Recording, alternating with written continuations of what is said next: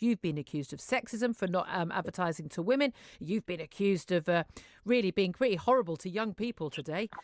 Do you think you have been wrong? Not at all. No, I just don't get where it's gone mad. It's gone crazy, and I just don't. I've got people. I mean, I will be fair. It's 95, 97% of people are saying fair play. I don't get what the problem is. It really is a minority of people that have got a problem with it. And that's just the way of the world, unfortunately, at the minute.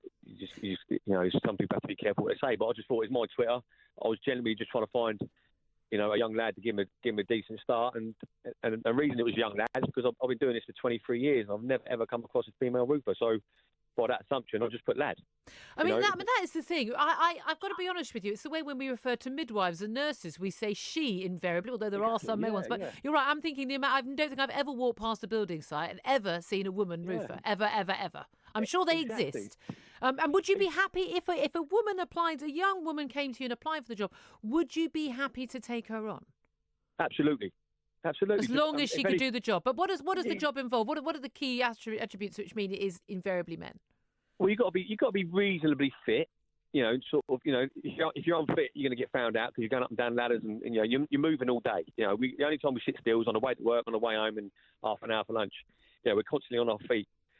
So you got to be reasonably fit and reasonably strong. I'm not saying you got to be Mr. Olympic. You just got to be able to lift a fair bit, and it does take time to get used to lifting the weight. I wouldn't be able to do it straight away, but you've got to be able to get there. And the reality is, the average young woman wouldn't be strong enough to do it. No. I probably would. I mean, I'm 5'11". I can get a bit of muscle in my arm, but I couldn't be a roofer. No, exactly, and that's all it is. It's just facts. It's not. I'm not being sexist in any way. I've got 4 daughters. I'm not trying to be sexist in any way. I mean, I wouldn't want anyone to be sexist towards them. It's just fact. And men are normally stronger than women. But it's like, okay, and again, we're not allowed to say facts anymore, Stuart. You know that in this PC world. Now, you said a driving licence would be good, but not essential. But what is essential is they're not lazy and they don't want £100 a day to sit on their phones. Have you had a few bad experiences with some young people starting in your business? Yeah, quite a few. Oh, tell us. Don't name names, for God's sake. No, I won't name names. I mean, when I was a lad, I was working for a governor like I'm trying to do now, and we had a lad come in. We was loading up the battens for the roof.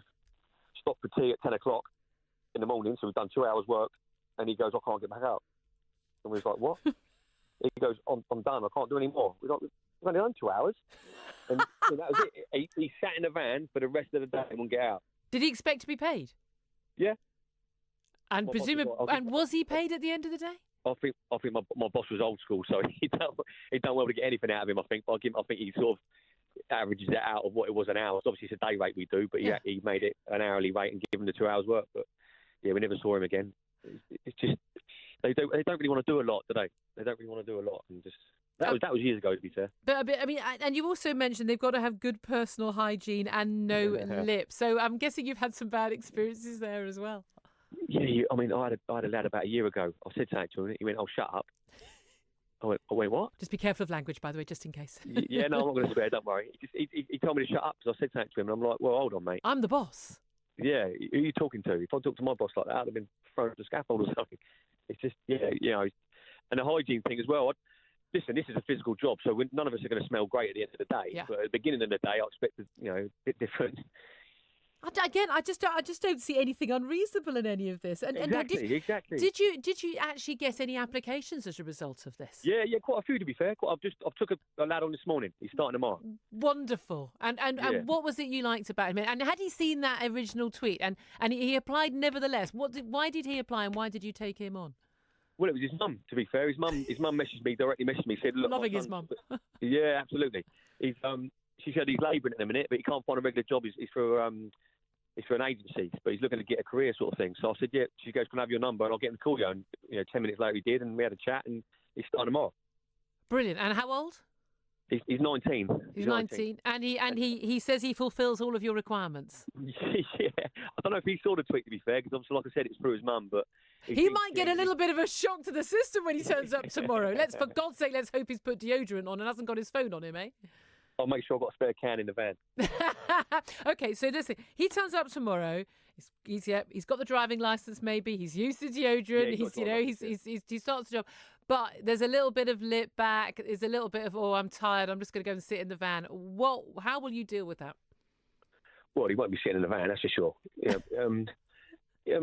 I mean, he's been labouring, so I think he's used to a bit of physical work. So I have explained the criteria to him, and he said, "Yeah, that's fine." So I've had a chat with him, sort of prepped him, and he didn't falter or sound shocked anyway. So, cool. And if the personal hygiene is a problem, I'll just say something politely and see where we go from there the next day. And how many people do you employ in total, Stuart? It's just me on my own at the minute. Yeah. I've relocated, so I'm trying to get, I'm sort of trying to do it on my own. Because I like to try and keep control of standards, but it is getting a bit crazy at the minute. Yeah. So hence why I need a pair of hands. Well, I hope this is the start of something big, and you've got a good team. It sounds to me, I mean, I've always liked that. I'd rather work for a boss who's just straight, to the point, no nonsense. I'm with you. I can't do the PC thing. I can't do the whole rule by HR thing, as my office will know. But I'm all credit to you. I really hope it works out with this young lad. Thank you for speaking to us, and good luck.